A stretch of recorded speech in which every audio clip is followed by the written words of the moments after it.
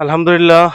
আমরা আমাদের 64 জেলা ট্যুরের আজকে চতুর্থ দিন। আমরা চতুর্থ দিনে আছি হচ্ছে দ্বিতীয় নম্বর জেলাতে। এটা হচ্ছে পঞ্চগড় সার্কিট হাউস। আমরা আজকে প্রথম সকালে কাভার করি হচ্ছে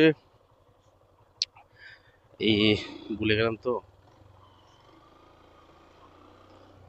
আমরা এখন আছি হচ্ছে পঞ্চগড় সার্কিট হাউস। এই যে পঞ্চগড় সার্কিট হাউস।